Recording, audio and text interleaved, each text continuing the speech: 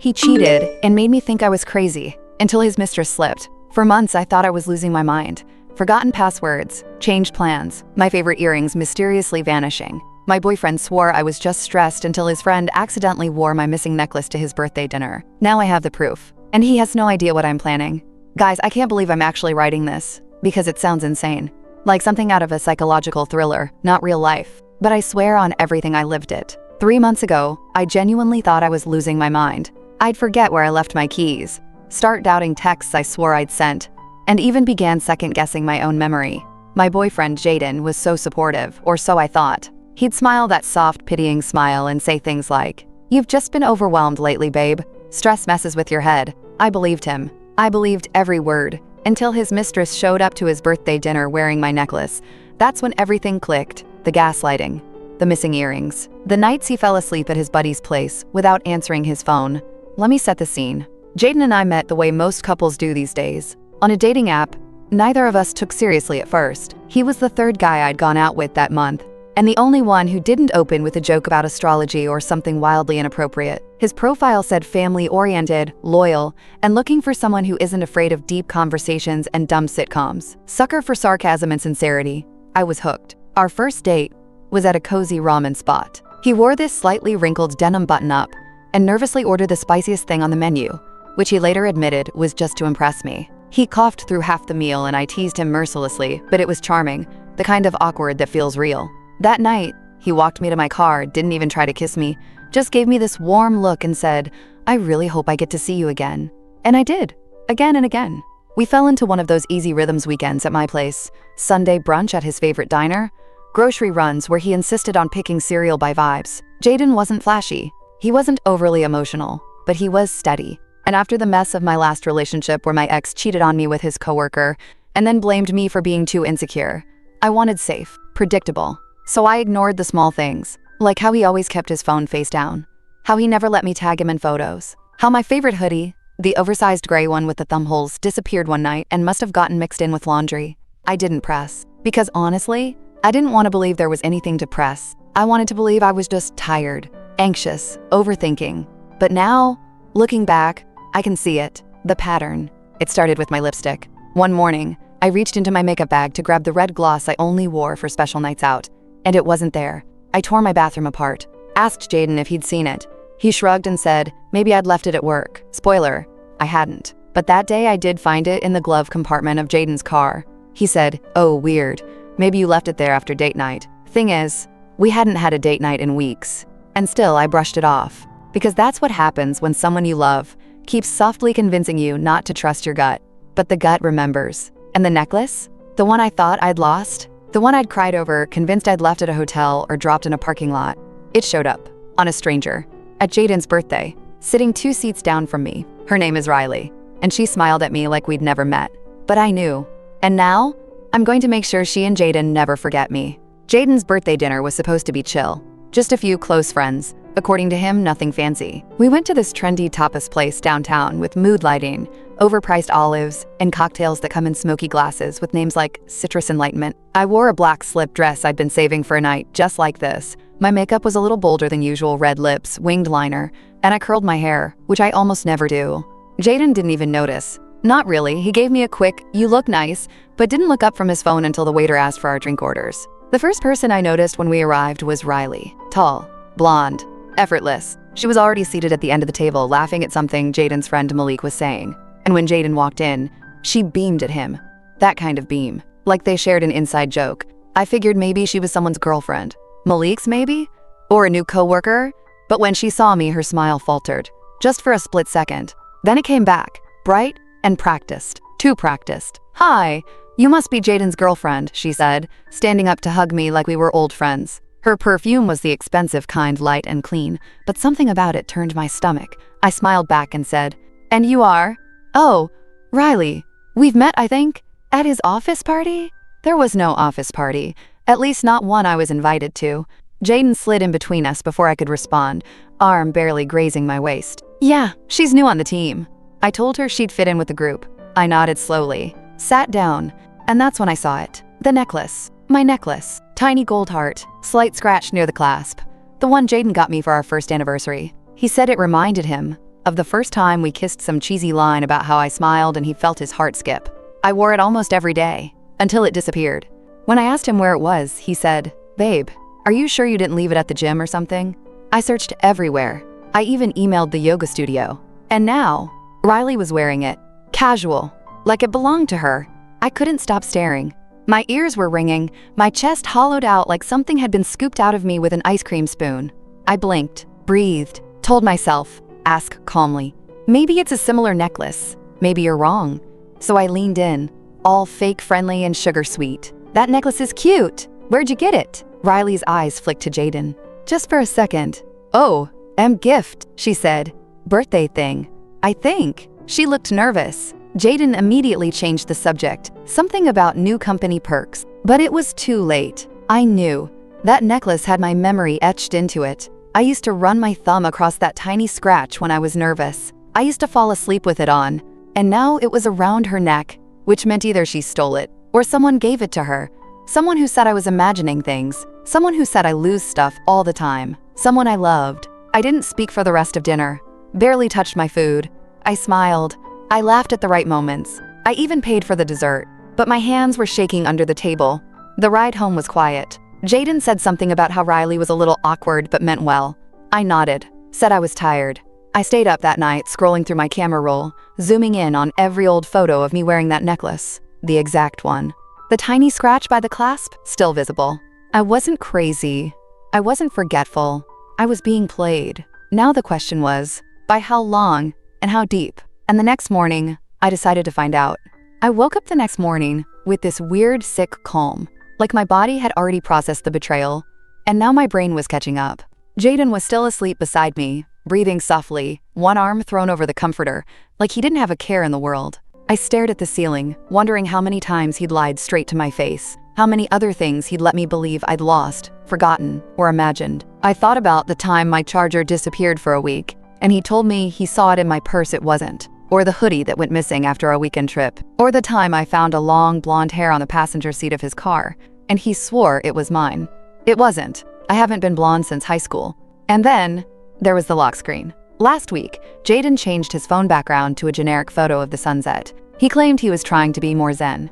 I didn't think anything of it at the time. But now, I was rethinking everything. By the time he got up to shower, I had a full game plan. I wasn't going to cry. I wasn't going to scream. I was going to watch, document, gather. So while he was in the bathroom, I picked up his phone. The passcode hadn't changed yet. He used to have me as his lock screen. That photo of us at the pumpkin patch last fall, when I was wearing that ridiculous oversized scarf and he was holding a latte like a total cliche. We looked happy, we were happy.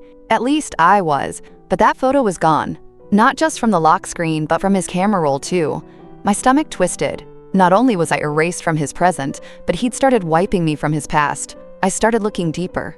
Messages, socials, email. There wasn't anything obvious, but that's what made it worse. The man was clean, too clean. His DMs? Empty. Like, new phone clean. His photos? Trimmed down. Just a few work screenshots, a gym mirror selfie, and a random food pic, except for one folder. It was buried in his notes app, password protected, titled simply, Koi. Koi? He'd never mentioned koi ponds, fish, or anything remotely aquatic. But I remembered something. At dinner the night before, Riley had this tiny koi fish tattoo behind her left ear. I noticed it when she tucked her hair back. At the time I thought it was kind of pretty. Now I thought it was a breadcrumb. I didn't have the password, but I had a suspicion. I tried Riley's name. Nope. Her birthday, which I found on her Facebook page. Nope. Then I remembered, Jaden had once told me he uses the same passcode for non-serious stuff. It was the date of his first car. Oh, 527.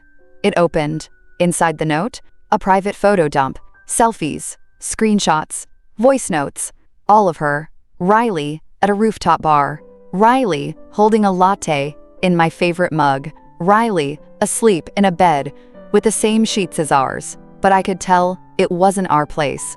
My lungs stopped working. My hands went cold.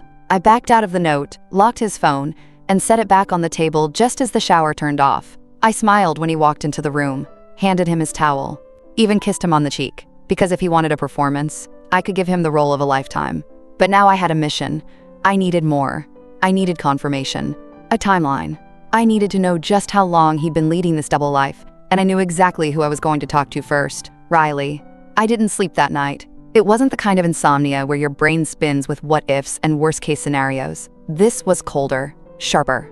Like my body had slipped into some primal mode. Hyper-focused, alert, calculating. I spent hours going over everything I'd seen in that locked note. The photos of Riley, the videos, the text, the time-stamped receipts in my head. I even dug out my old planner to cross-check the dates, because if there was one thing I had on my side, it was memory. All the moments Jaden told me I was forgetful, distracted, losing it. Turns out I'd been paying attention the whole time. I had pages of notes by sunrise. I knew where to find Riley too. Not because I stalked her online, though I absolutely did later, but because she mentioned it herself at dinner. Between bites of her duck confit, she'd said she worked at the studio by the yoga place on 9th. That narrowed it down. Jaden left for work around 8, same as always, after giving me a forehead kiss. I didn't return. He didn't notice. I'm not even sure he sees me anymore unless I'm directly in his way. As soon as his car backed out of the driveway, I grabbed my keys and drove to 9th Street. And there she was. Through the wide glass windows of a boutique design studio, Riley stood behind a white desk, laughing at something on her screen. The koi fish tattoo peeked out from under her sleek ponytail. She looked perfectly composed, like someone who meditated every morning and drank her oat milk lattes with intention. It made me want to scream, or cry, or both. But instead, I walked inside. She looked up, confused at first, and then recognition dawned. "Oh, hey!" Her voice dipped like she wasn't sure what to call me. I gave her the tightest smile I could muster. "Do you have a minute?" She blinked. I'll only need one." There must have been something in my tone, because she stood, motioned toward a small lounge area near the front window, and followed me over like we were meeting to discuss wedding invites. She sat, I didn't waste time. "That necklace you wore to Jaden's birthday dinner, it's mine." Her eyes widened just slightly before she caught herself. "What?" "I lost it months ago," I said evenly. "Or at least, I thought I did." Jaden said I was probably misremembering, but I found a photo from last spring me wearing that necklace. The same scratch near the clasp, the same chain. "So either you broke into my apartment and stole it." I tilted my head, letting the silence speak, or Jaden gave it to her. She swallowed, hard. "I didn't know," she said quickly. "He told me, he said you were over, that you'd broken up." I stared at her. No reaction. "He told me you moved out, that you were toxic and clingy and wouldn't let him go." There it was, the recycled playbook, classic manipulator 101. I laughed, but it came out hollow. "And when was this supposed breakup?" She hesitated. "Back in January?" "Funny," I said. "Because we spent Valentine's Day in Asheville, in a cabin." He posted photos. "You didn't think it was weird that he kept his entire Instagram scrubbed of you?" That landed. She looked down at her hands. I knew something was off. But I didn't want to believe it. You and me both. For a second, we just sat there. Two women strangers, really bound together by the same lie. And then she did something I didn't expect. She reached into her purse, pulled out her phone, and turned the screen toward me. Text messages, photos, voice notes, him, saying all the same things he said to me. The same pet names, the same stories, the same promises. There was even a video of him in bed, my bed, saying, "I wish you were here." Same pillows, same duvet, the same stupid string lights I put up last fall. I felt nauseous. "You didn't know," I said softly. "I get it now. You were lied to, just like I was." She looked like she wanted to cry. "What are you going to do?" I stood up, feeling stronger than I had in days. "I'm going to stop letting him write this story, and I'm going to start writing my own." By the time I left Riley's studio with my necklace in hands, my hands were buzzing. Not from adrenaline, though, that was definitely there, but from something I hadn't felt in months. Control. I walked back to my car like I was floating. The kind of eerie calm that comes when you've crossed some internal line and there's no going back. Not rage, not grief, just purpose. Riley and I had exchanged numbers. I wasn't sure I'd use it, but she offered, and for some reason, I didn't hesitate. She even said, "I think we both deserve the truth, whatever that looks like." And for once, I actually believed another woman wasn't trying to compete with me. She was just caught in it like I was. I drove home and made 3 stops along the way. Target. For a new notebook, the kind with the thick pages and gold wire binding. Petty? Maybe. But I wanted this takedown to be aesthetic. Office supply store.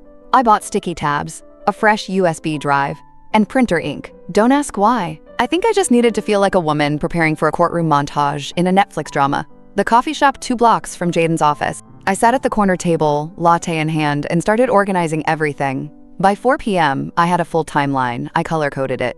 Dates he claimed to be out with the guys, messages Riley showed me from those exact nights, my planner entries, receipts I found in our shared email. This man really had the audacity to cheat in 4K and act like I was misplacing my own earrings. Speaking of earrings, remember those small pearl studs I thought I'd lost? Riley had them in her jewelry tray. Thought they were just some cute thrift find Jaden gave her. I didn't even tell her they were mine. I just took a photo and marked the date they went missing. Let me be clear, this wasn't about getting revenge. Not really. It was about getting my sanity back. Because when someone slowly convinces you that your instincts are wrong, that your memory is faulty, that your gut can't be trusted, it chips away at your reality. Until you're apologizing for things you never did. Until you're crying in the grocery store because you forgot which cereal he likes and you're scared he'll be disappointed again. Until you stop trusting yourself completely. So I was done being the cool girlfriend who lets things slide. I printed everything. I highlighted. I labeled. I made copies and backups. Then I put the originals in a manila folder and slid it under the cushion of the couch, because if movies have taught me anything, it's that liars never think to check the furniture. Jaden got home a little after 6, same routine. Walks in, drops his keys in the bowl, calls out, "Babe, I'm starving, anything to eat?" I was in the kitchen, leaning against the counter, calm, composed. There's leftovers in the fridge. He kissed my cheek on autopilot. "You good?" "Yeah," I said, smiling. "Just had a weird day." He nodded. "Work stuff?" "Not exactly." And that's when I asked, "Oh, by the way, who's Koi?" He froze. Not visibly, not dramatically. But his body did this micropause, like his system glitched for a second, just long enough for me to notice. "What?" I tilted my head. "Koi. You had a note labeled that on your phone. Weird name for a file, right?" He blinked slowly. "Oh, just some old work doc." "Why? Really?" I said, walking past him. "Because it looked a lot like a love letter folder. To someone with a tattoo behind her ear." He stiffened. His face twitched like he couldn't decide whether to lie or explode. "Were you snooping through my phone?" "Don't worry," I said sweetly. "Riley already showed me everything, saved me the trouble." That was the moment it shattered. All the calm drained from him, his jaw clenched. His hands balled into fists at his sides, not raised, just bracing. "You don't understand." "Oh no," I interrupted. "I do now. I understand perfectly." He opened his mouth, closed it, tried again. "I didn't mean to hurt you." I laughed. "You didn't mean to hurt me. But you accidentally erased photos of us, gave my necklace to someone else, and made me think I was losing my mind?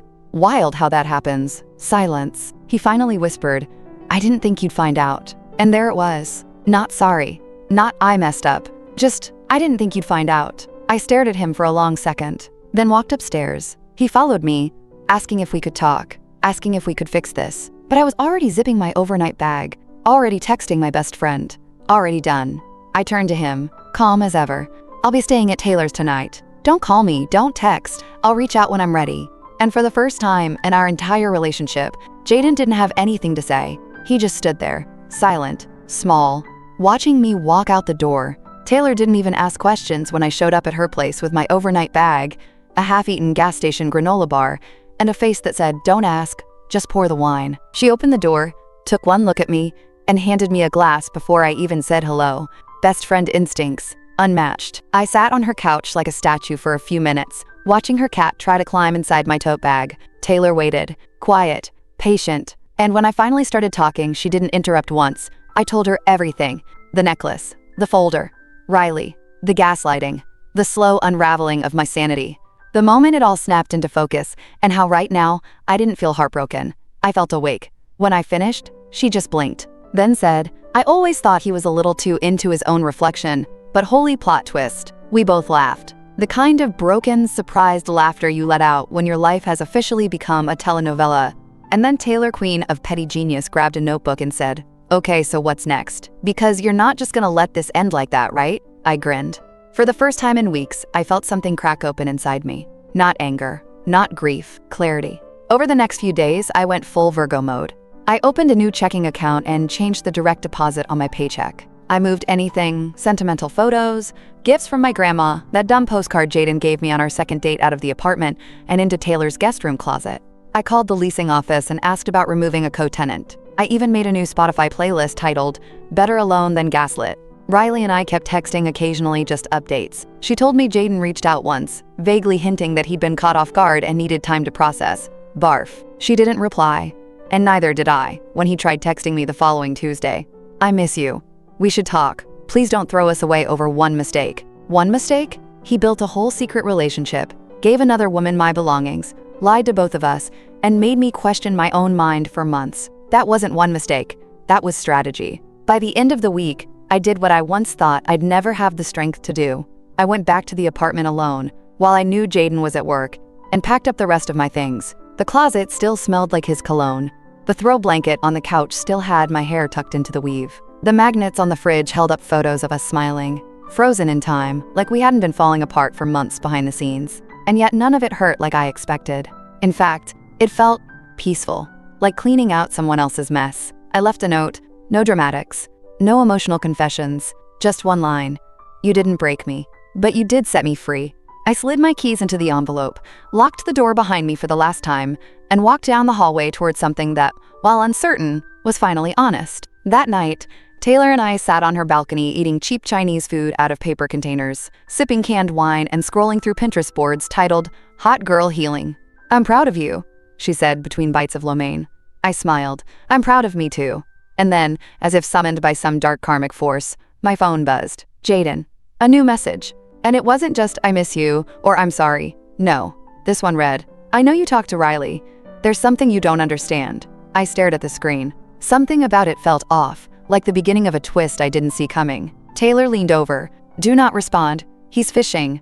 I know, I whispered, but my gut was screaming. What didn't I understand? Was there more? Was someone else involved? Suddenly, it didn't feel like the end anymore. So I dug deep down into my mind and remembered something weird one night, months ago. A notification had popped up on Jaden's phone while he was driving. It said Ava Studio replied to your message. When I asked him, he waved it off. Some yoga place I was thinking of trying. But Jaden hates yoga. Always has. And now I couldn't stop thinking about that name, Ava. So I texted Riley, hey, weird question. Did Jaden ever mention anyone named Ava? Or a studio in Midtown? She replied 3 minutes later. Ava was his ex, right? The one he said cheated on him. Wait, what? I sat up straighter. He told me his ex's name was Brooke, that she moved to Seattle and ghosted him. Riley responded instantly. Girl, what? I've seen photos.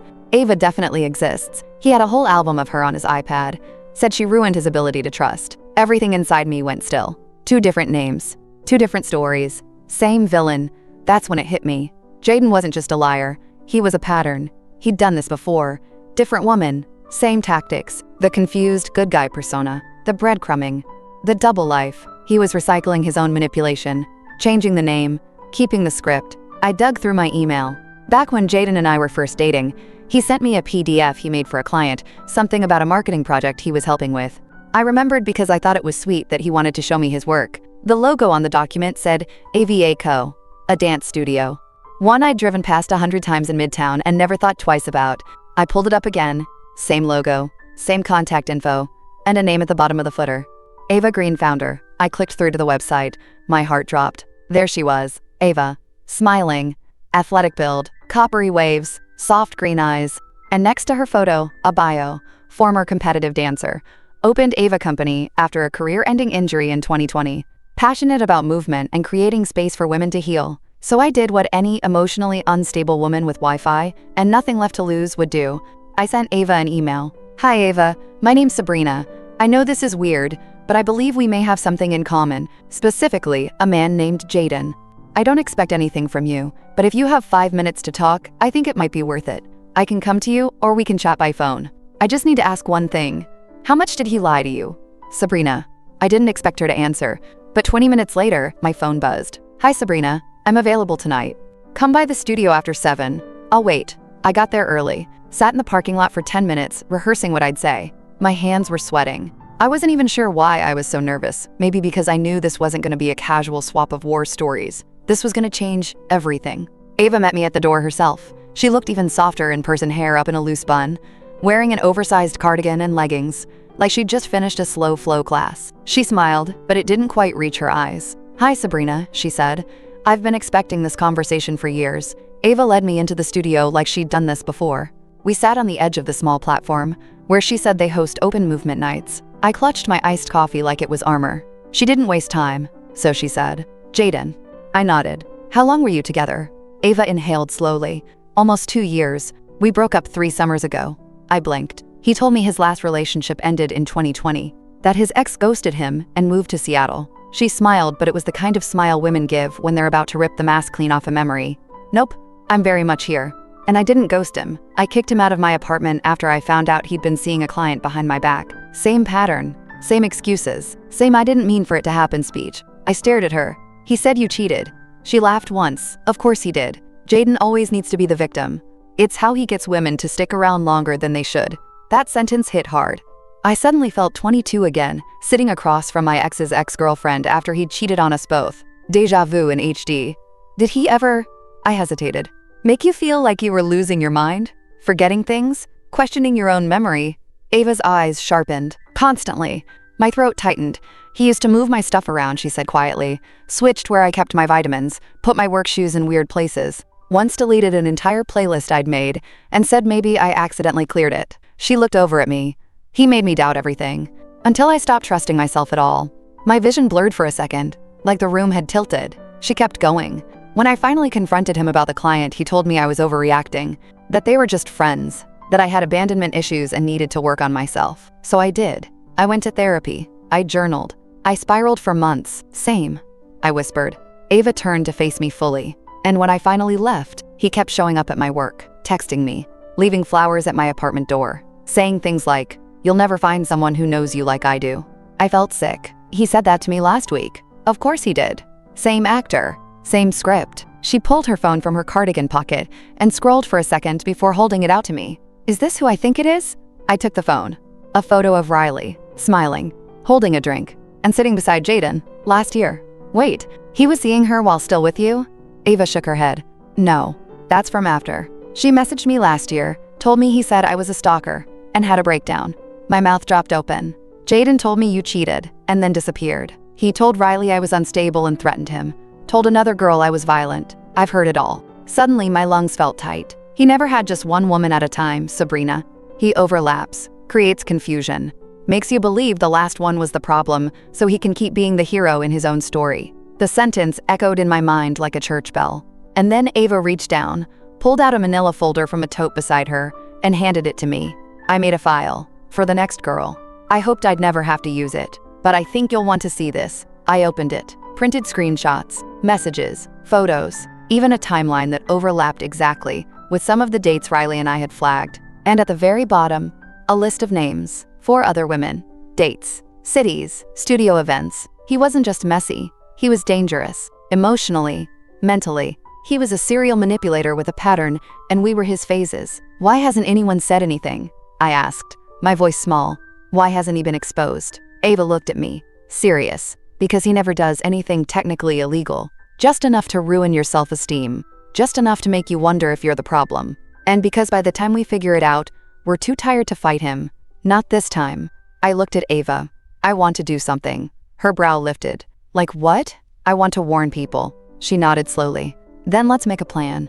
We didn't go to the police. We didn't scream into the void of social media, not yet. We did something far more dangerous to a man like Jaden. We made him visible. For weeks, Jaden thrived in the shadows, playing the perfect boyfriend, the jilted ex, the victim of emotional women who were just too much. But what people like him fear more than exposure is pattern recognition. So that's what we gave them. Ava, Riley, and I put together a carefully curated document, a living timeline of Jaden's deception, abuse, and manipulation. Screenshots, receipts, emails, photos of shared gifts, cross-reference stories, voices no longer isolated, no longer afraid. We called it the Koi Report. I uploaded it to a private drive and shared it only with women we personally knew he'd been involved with, or mutual connections who might be next. We weren't trying to ruin his life. We were trying to warn people. But Jaden, he ruined his own life. I got the call on a Thursday morning. It was Riley. Her voice was shaking and giddy and almost disbelieving. Check LinkedIn, she said. Now. I did. Jaden's company profile was gone. Deleted. By noon, word had spread through the office he'd been terminated. Quietly, after a confidential HR review. Turns out, Ava had shared her version of events with a woman in the company's legal department, along with our document. Quietly, professionally. No threats, just facts. And corporations don't like lawsuits tied to men like Jaden. That night, I got a text. Not from him, from his sister, Celeste. I'm so sorry. I had no idea. He told us all these horrible things about you. We believed him. My hands shook. He's not okay, she added. He says you turned everyone against him. I didn't reply. Because for once, I wasn't defending myself. The next day, he showed up. At Taylor's. Middle of the afternoon. I was folding laundry in her living room when she looked out the window and said, you might want to sit down. But I didn't sit. I walked to the door and opened it, just as Jaden lifted his hand to knock. He looked awful, hollowed out, red-eyed, wearing the same hoodie from the night I walked out like he thought it'd make me nostalgic or something. "Sabrina," he said, voice hoarse, "please. I don't know what happened. Everything's falling apart." I stared at him. "No," I said softly. "Everything's just finally catching up." He blinked. "You ruined me." "No," I repeated, firmer. "You did. I just stopped hiding it for you." That night, I slept deeply. For the first time in months. No nightmares. No what-ifs. Just peace. In the morning, I texted Ava and Riley one final message. "He's done. For real this time." Riley replied, "Took a village, but we burned it down." Ava sent a single koi emoji. And me? I sat on Taylor's porch with my coffee and felt something I hadn't felt in a long time. Free.